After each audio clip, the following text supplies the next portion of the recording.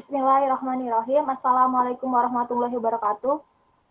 Waalaikumsalam warahmatullahi wabarakatuh. Oke, untuk hari ini kita akan mempresentasikan paparan laporan prakerin atas nama Sela Dharma Maulida. Dipersilahkan untuk Sela mempresentasikan paparan laporan ujian prakerinnya. Baik. Assalamualaikum warahmatullahi wabarakatuh. Waalaikumsalam warahmatullahi wabarakatuh. Saya Sela Dharma Maulida dari kelas 12 PDP ingin menyampaikan hasil laporan prakerin saya yang berjudul Penginputan Database Instagram PT Full and Starving Photography. Yang pertama ada biodata diri. Perkenalkan, nama saya Sela Dharma Maulida. Tempat tanggal lahir saya Brebes, 15 Juli 2003. Alamat saya berada di Jalan Haji Amsir, nomor 43, RT 002, RW 003. Nomor telepon saya 0855 9191 7091. Moto hidup saya yaitu, saya datang untuk bimbingan dan saya pulang untuk membawa kesuksesan. Lalu selanjutnya ada biodata perusahaan. Nama perusahaan tempat saya prakerin yaitu PT Full and Starving Photography. Bidang usahanya yaitu studio fotografi iklan. Alamat perusahaannya berada di Jalan Angke Jaya 3, nomor 31, Jakarta Barat. Waktu jam kerja saya prakerin itu dimulai pukul jam 9 sampai dengan pukul 6 sore. Ini belum termasuk jam lembur.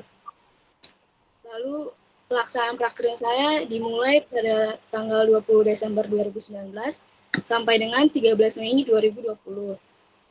Nama pembimbing perusahaannya yaitu Ibu Wanda Francisca.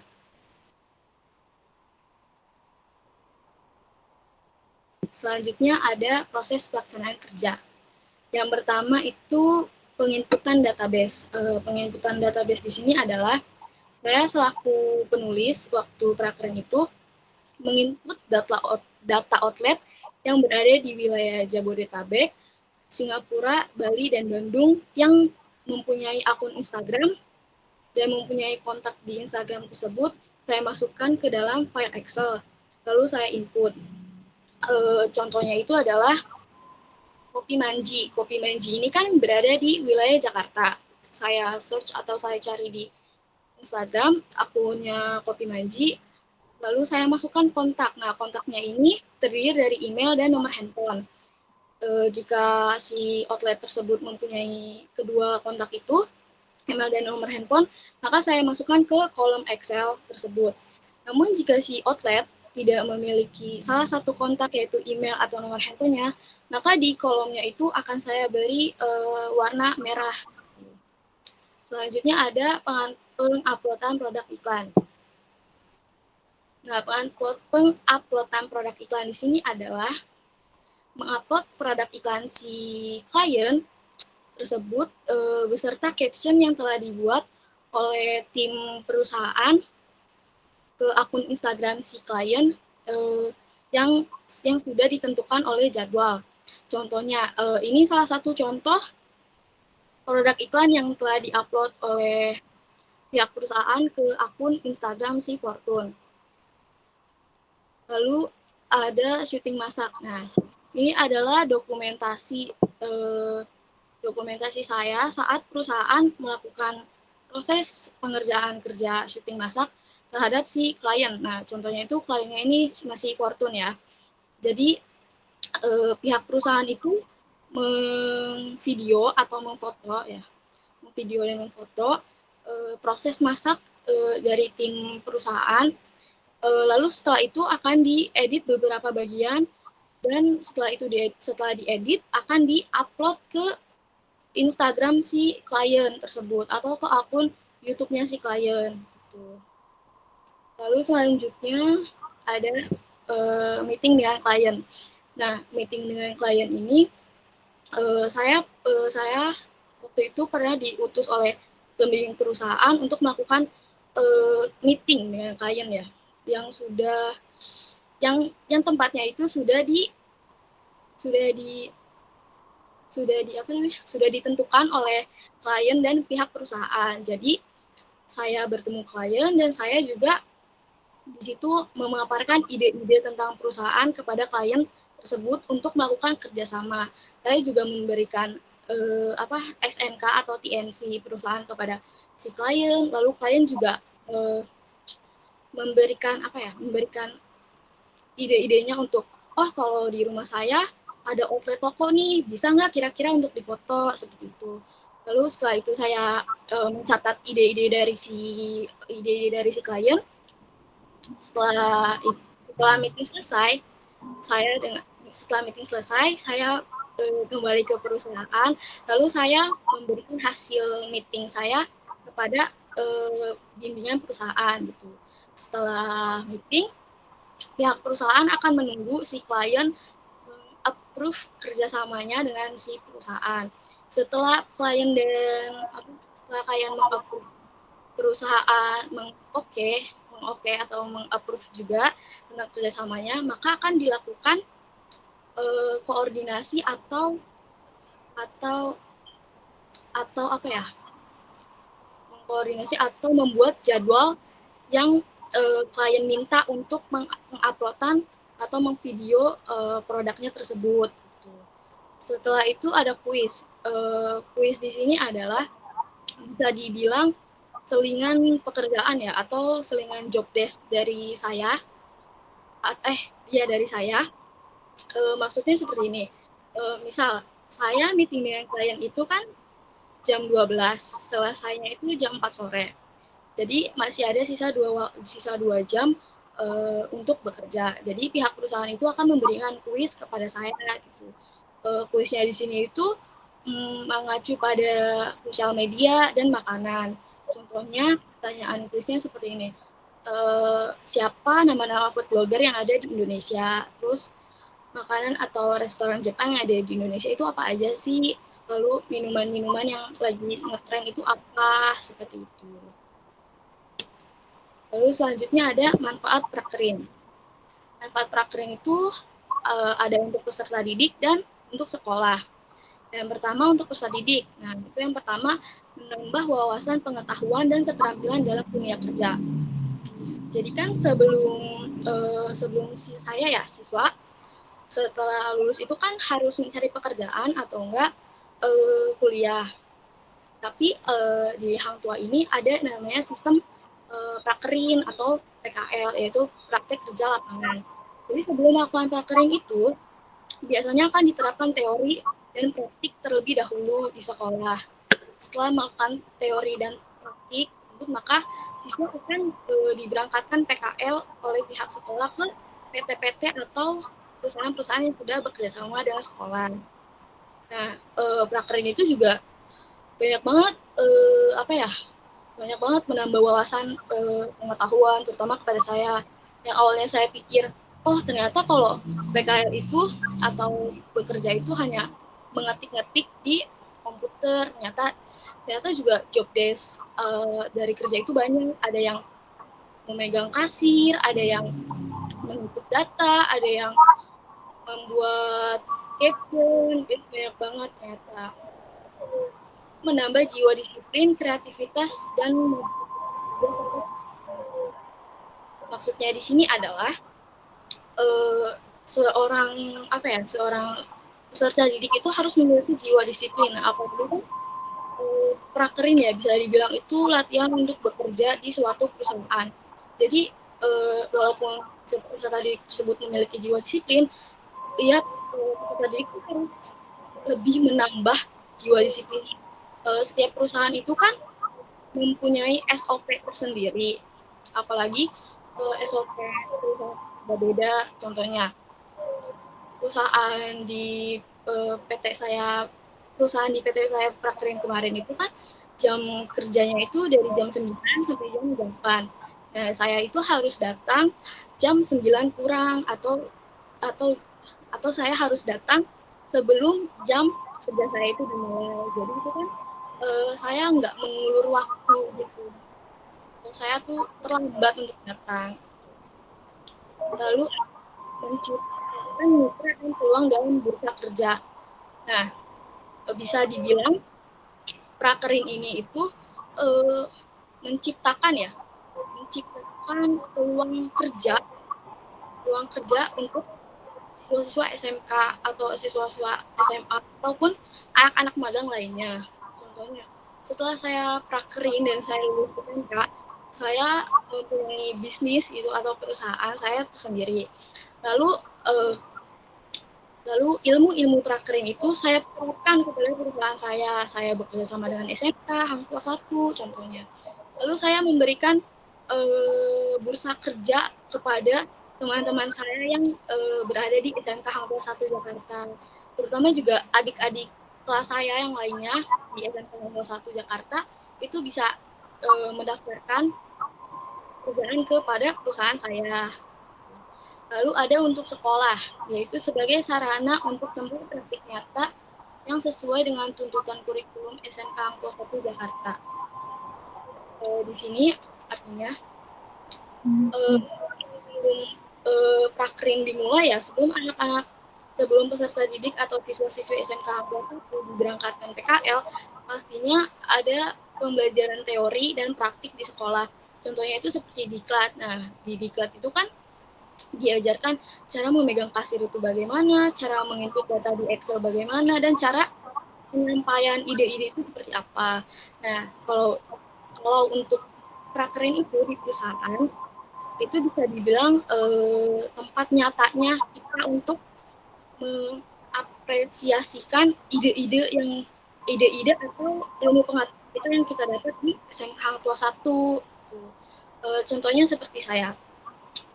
Waktu diklat itu ada yang namanya penginputan data. Nah, karena saya telah belajar dari teori yang diberikan oleh Hang Tua 1 Jakarta dan saya lainnya di tempat PKL itu saya nggak gugup lagi itu, atau saya harus bertanya terlebih dahulu gitu. Maksudnya setidaknya saya sudah paham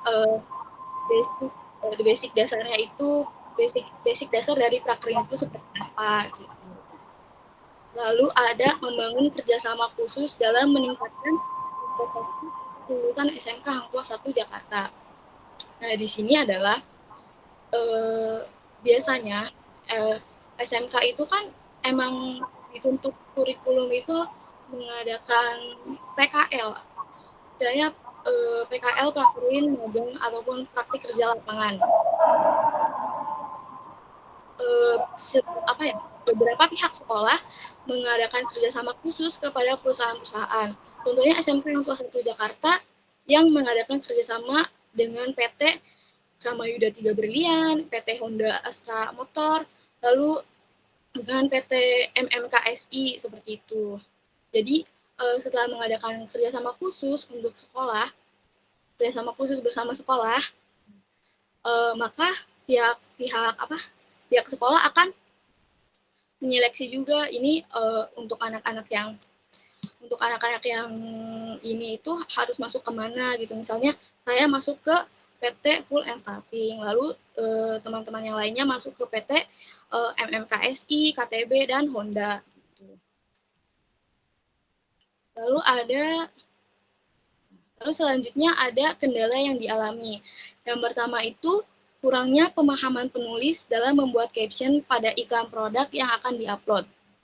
Nah, ini juga merupakan kendala yang saya alami.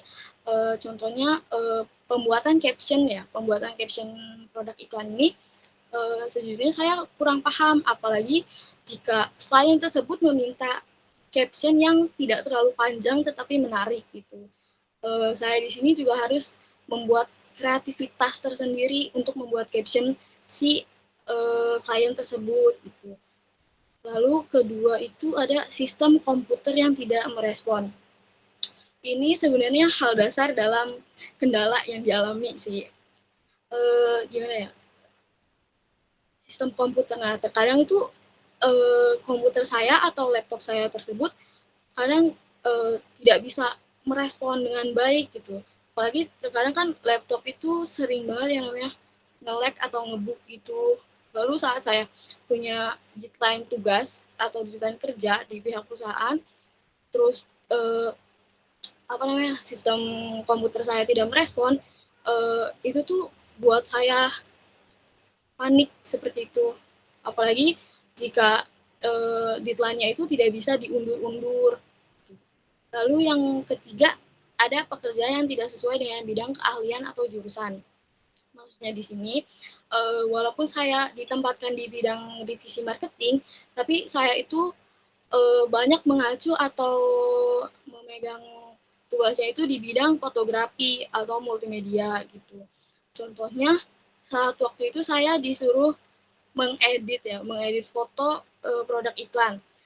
Di situ saya tidak menguasai apa yang namanya Adobe Photoshoot, lalu ada yang namanya hapus background dan sebagainya seperti itu. Lalu ada jam lembur yang tidak sesuai. Nah, di sini itu di tempat prakerin saya ada yang mengadakan jam lembur. Nah, ini kendala yang saya alami. Contohnya saat proses syuting iklan. Syuting iklan itu kan uh, me, apa ya? Syuting iklan itu tuh menghabiskan waktu yang banyak ya. Tidak 1 atau 2 jam saja. Jadi saya tuh waktu itu pernah PKL pulang sampai jam 2 pagi. Itu membuat saya membuat saya itu merasa lelah banget itulah. Apalagi itu kan di luar jam kerja ya, di luar jam kerja hitungannya lembur gitu. Lalu ada mesin fotokopi yang rusak. Nah, ini terkadang ini terkadang juga menjadi basic kendala setiap orang sih. Apalagi kadang kalau ada yang namanya istilahnya saya itu kan ditugaskan oleh perusahaan menjadi tangan kanannya perusahaan. Jadi banyak juga anak-anak magang dari kuliahan itu ke perusahaan yang saya prakerin untuk meminta lowongan pekerjaan atau enggak meminta fotokopi daftar magang seperti itu. Pernah sewaktu ketika waktu anak magang meminta fotokopi magang atau fotokopi lowongan kerja, itu mesin fotokopinya tuh rusak dan itu menjadi kendala saya yang harus keluar ke depan perusahaan, saya jalan ke depan itu untuk memfotokopi dokumen laporan dokumen lowongan kerja dan dokumen magang untuk anak-anak kuliah seperti itu. Lalu selanjutnya ada kesimpulan. Kegiatan yang pertama, kegiatan prakerin adalah sebuah pelatihan dan pembelajaran wajib yang dilaksanakan oleh peserta didik pendidikan kejuruan. Nah, saya sebagai peserta didik itu dituntut untuk mengasah dan menambah ilmu pembelajaran prakerin untuk kedepannya saya lebih bisa pada bidang industri pekerjaan. Jadi setelah saya lulus SMK, saya tidak kagok lagi untuk melaksanakan pekerjaan di bidang industri itu. Lalu yang kedua ada kegiatan prakerin bertujuan menambah wawasan peserta didik dalam memasuki dunia kerja secara nyata. Nah, prakerin ini juga selain penambah wawasannya dari sekolah, yaitu penerapan teori dan praktik, prakerin ini juga menambah wawasan karena kan PKL, yang namanya PKL magang, itu kan sudah tidak dibimbing oleh pihak sekolah, langsung dari pihak perusahaan. Jadi ada sedikit tambahan tugas yang diberikan perusahaan kepada peserta didik PKL. Gitu. Contohnya, misal di sekolah itu tidak ada yang namanya penginputan data, tetapi di perusahaan ada. Itu juga bisa menambah wawasan kita yang awalnya kita hanya ke tukang fotokopi untuk memfotokopi, lalu di perusahaan kita memfotokopi sendiri seperti itu. Lalu ada kegiatan prakerin di bagian divisi marketing PT Full and Staffing Fotografi agar penulis lebih menguasai program kerja di perusahaan. Nah, maksudnya itu adalah saya ditempatkan di bagian divisi marketing di PT Full and Starting Fotografi. Itu saya harus lebih menguasai program kerja di perusahaan tersebut. Walaupun saya ditempatkan di divisi marketing, tapi saya itu lebih banyak memegang di bagian fotografinya gitu. Keinginan saya itu walaupun saya di divisi marketing, saya ingin program kerja saya itu program kerja saya itu lebih mengasah ke marketingnya, bukan di bagian fotografinya gitu. Lalu ada lalu yang terakhir, penulis dapat mengetahui sistematika penulisan laporan. Nah, apalagi kan ini LSP. LSP itu kan bukan hanya sekedar menulis laporan aja, pasti kan ada syarat dan ketentuannya. Lalu ada contoh-contoh penulisan laporan itu seperti apa gitu. Dengan adanya prakerin dan guru-guru juga menginfokan atau memberikan paparan teori tentang penulisan laporan itu seperti apa, lalu mempresentasikannya itu seperti apa, itu juga bisa menambah sistematika saya untuk menulis laporan LSP saya. Lalu ada saran. Nah, saran ini ada untuk sekolah dan perusahaan. Yang pertama, sekolah. Sebaiknya peserta didik ditempatkan sesuai dengan kejuruan pada bidang industri. Nah, ini seperti yang saya bilang tadi, saya itu bidang kejuruannya itu pemasaran BDP marketing ya. Tapi waktu saat di perusahaan itu saya ditempatkannya walaupun di bagian marketing, divisi marketing, tapi saya lebih mengacu ke program fotografinya seperti itu. Saran saya untuk sekolah lebih dapat menyampaikan kepada pembimbing perusahaan agar peserta didik misal A, B, C itu ditempatkan di bagian sesuai dengan kejurusannya. Misalnya A di bagian perkantoran, ya di perkantorannya, B di BDP, yang C di akuntansi, seperti itu. Lalu ada kegiatan prakerin seperti diklat lebih meningkat sebaiknya keahlian peserta didik di bidang pengoperasian komputer. Nah, ini kan ada yang namanya praktek teori dan praktik seperti diklat. Nah, diklat ini waktu kemarin saya diklat dan teman saya diklat ini menurut saya kurang diajarkan, pemaparan teori dan praktiknya itu kurang waktu saat diklat. Contohnya waktu pembelajaran Excel. Nah, Excel itu kan tidak semua siswa itu kan bisa ya.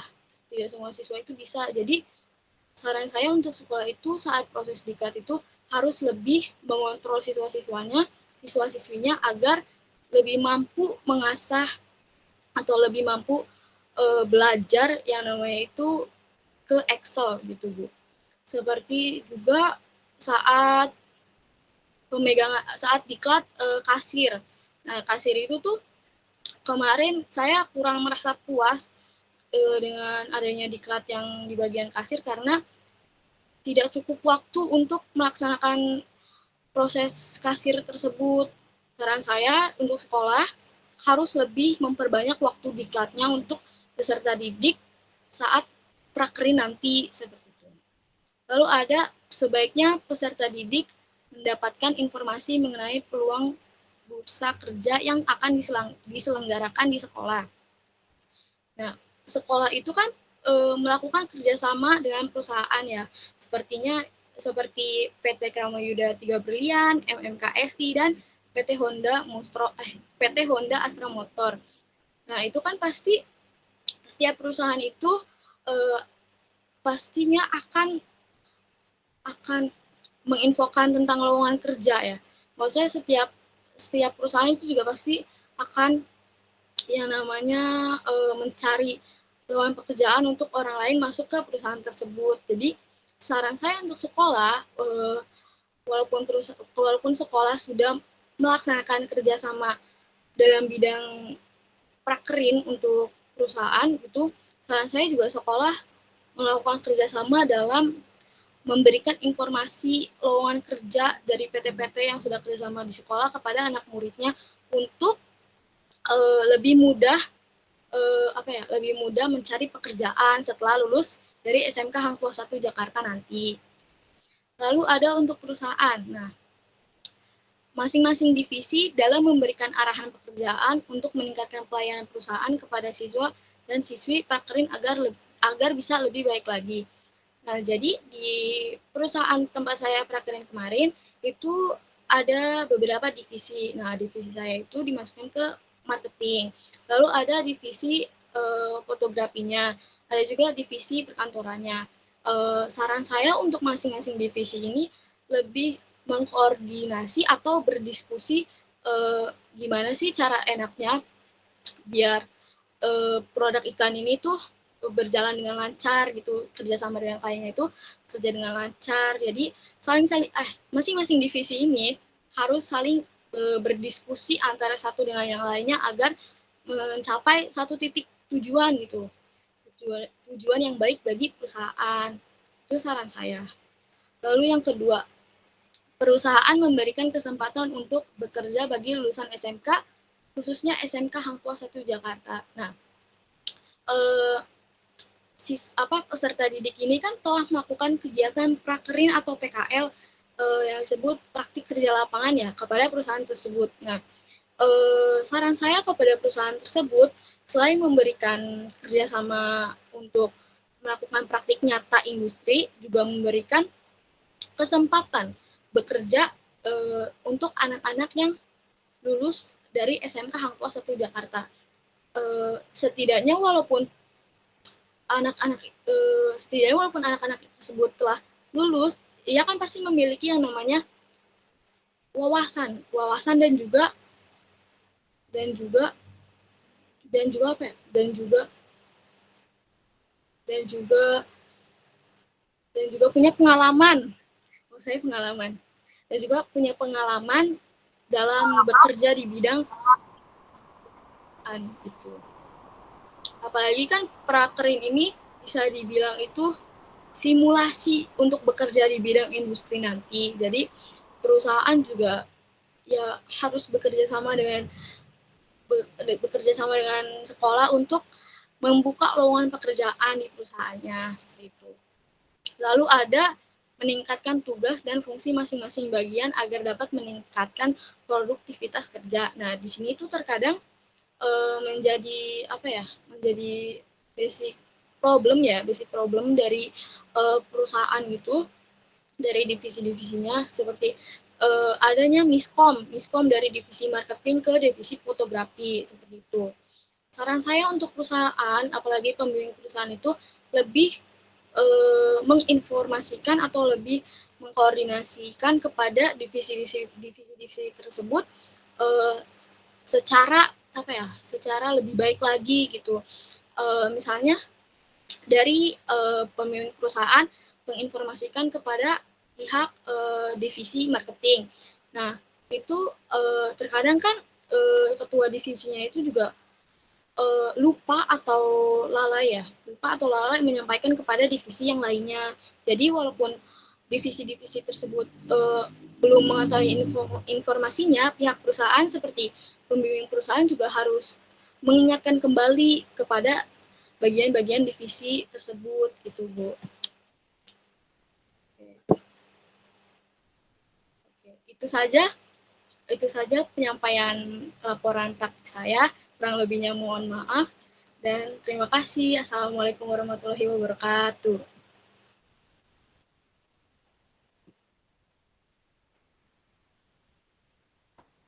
Oke, waalaikumsalam warahmatullahi wabarakatuh. Ya, terima kasih atas paparan laporannya. Menarik sekali ya di bagian divisi kamu ya, tentang iklan-iklan ya. Iya. Berarti perusahaannya sudah cukup besar ya, bekerja sama dengan PT-PT yang sudah terkenal juga ya? Iya. Oke, tadi kan letaknya di Jakarta Barat. Nah, sedangkan kan saya tahu rumahmu ada di Jakarta Pusat atau Utara? Utara, Ibu. Nah, itu tidak menjadi kendala kamu untuk PKL ke sana? Saat saya prakerin itu kantor yang berada di Jakarta Barat itu kan lagi direnovasi, jadi pindah ke perumahan yang berada di ini Sunter Hijau, Sunter Agung situ. Jadi rumah saya itu dekat dengan perusahaan, itu nggak jadi kendala saya sih Bu. Oh, berarti perusahaan ada buka cabang gitu di dekat rumah kamu apa gimana? Bukan buka cabang sih. Jadi pihak Tadi perusahaan kan itu ya, tadi kan kamu bilang letak dari perusahaan atau PT yang kamu tempati itu ada di Jakarta Barat. Gitu. Nah, jadi pihak perusahaan itu menyewa satu rumah di Ya, perumahan yang berada di Sunter Agung. Jadi tempat penyewa rumah itu di dialihkan fungsi menjadi kantor sementara untuk oh, berarti selesainya. kantor sementara berarti ya anak kantornya, cabang kantornya. Berarti kantor pusatnya tetap ada di Jakarta Barat. Ya, begitu. Nah, untuk tadi ada beberapa kendala yang kamu sebutkan tadi. Bagaimana cara kamu atau solusi kamu untuk mengatasi kendala-kendala tersebut? Oke, oke. Jadi saya itu kan bisa dibilang tangan kanan atau apa ya, diutus oleh pemimpin perusahaan menjadi istilahnya sekretaris dari pemimpin perusahaan. Jadi saya itu juga harus menyampaikan informasi-informasi kepada tim-tim yang lainnya, divisi fotografi, divisi perkantoran, dan juga teman-teman rekan tim saya sendiri. Jadi selagi ada problem seperti itu atau kendala-kendala yang saya alami, misal mesin fotokopi atau apa, itu saya akan memberikan informasinya kepada Ibu Wanda Francisca tersebut. Misalnya mesin fotokopinya rusak gitu. Saya berdiskusi dengan Ibu Wanda. Ini kalau saya mencari tempat fotokopi bagaimana, apakah boleh seperti itu. Dan juga tentang informasi-informasi yang lainnya itu terkadang kan menjadi kendala juga ya, semisal miskomunikasi itu. Misal ada informasi tentang melakukan syuting masak di tanggal Nah, 31. syuting masak juga adanya di tempat rumah itu, tempat rumah produksi itu. Ya, syuting masak juga di situ. Kadang juga menyewa tempat studio lain gitu Bu untuk syutingnya. Karena kan kalau di yang namanya perumahan itu kan studionya kan nggak besar-besar banget. Jadi pihak perusahaan itu menyewa studio di mana ya? Yang berada di Jakarta untuk melakukan syuting masak gitu. Coba buka slide yang tadi deh, kendala-kendala. Oh, oke. Okay.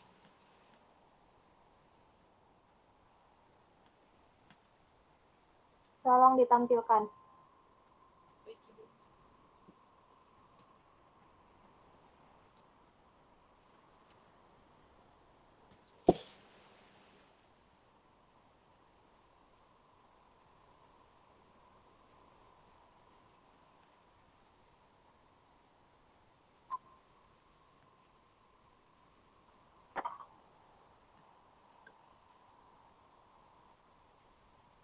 Tadi saya sempat baca dan ini kendala kamu ini ya apa bagian pembuatan caption kamu bukannya ya nih kurangnya pemahaman penulis dalam membuat caption pada iklan produk yang akan diupload. Bukannya sebelum memulai foto atau mempromosikan sebuah produk, bukannya kamu cari tahu info-info detailnya. Biasanya kan kalau HP kita cari tahu spesifikasinya atau apanya gitu. Oh, Di kalau hmm, kalau caption itu kan kalau emang dari tim divisi itu kan emang dan apa sih tim divisi marketing dan pihak perusahaan itu kan juga mencari tahu latar belakang dari si klien itu bagaimana produknya. Tapi dalam pembuatan caption ini juga kadang si klien itu juga meminta hal yang aneh seperti meminta captionnya itu hanya 3 suku kata atau yang jangan terlalu panjang seperti itu kan juga membuat saya dan tim rekan-rekan saya itu Oh, harus. berarti ada requestan tertentu dari si klien, seperti itu? Iya, maksudnya. Oke. Terus, nah untuk klien sendiri, ketika kamu tadi kan kamu juga meeting dengan klien. Nah, itu kamu meeting klien meeting dengan klien sendiri atau ada pendampingan dari pihak perusahaan? Oh, kalau itu Diutus sendiri atau sama eh, mentor-mentor dari perusahaan? Kalau itu saya diutus langsung oleh pembimbing perusahaan untuk melakukan meeting dengan klien itu berdua, Bu. Jadi saya dengan klien saja, tidak didampingi oleh anak-anak magang ataupun mentor-mentor yang lain seperti itu. Tapi sebelumnya sudah dijelaskan atau diarahkan nanti seperti ini ya, seperti itu ya gitu. Begitu. Sebelumnya juga ada yang namanya itu simulasi meeting Oh, dengan klien juga. Jadi saya dengan pembimbing perusahaan itu melakukan simulasi cara meeting yang benar itu bagaimana. Saya harus memaparkan ide-ide perusahaan itu seperti apa. Begitu, Bu. oh, berarti sebelumnya emang sudah diarahkan dan diajarkan ya. Iya, betul. Tadi kamu PKL dari jam 9 sampai jam maghrib ya, sampai jam 18.00. Ya. Berarti sesi untuk istirahat hanya ada satu kali? Untuk istirahat hanya satu kali, tetapi untuk anak-anak magang di situ kan juga mayoritasnya itu beragama Muslim ya. Jadi untuk sholat itu juga mendapatkan istirahat gitu Bu waktu sesi sholatnya. Dan tadi masuk ke lain kendala-kendala sudah. Oke, itu saja pertanyaan-pertanyaan dari saya. Terima kasih atas paparan laporan kamu. Menarik sekali ya ini promosi atau iklan-iklan di sosmed ya. Oke. Terima kasih Rara. Oke, Sama saya Bu. tutup sampai di sini. Assalamualaikum warahmatullahi wabarakatuh. Waalaikumsalam warahmatullahi wabarakatuh. Terima kasih Ibu. Ya, terima kasih.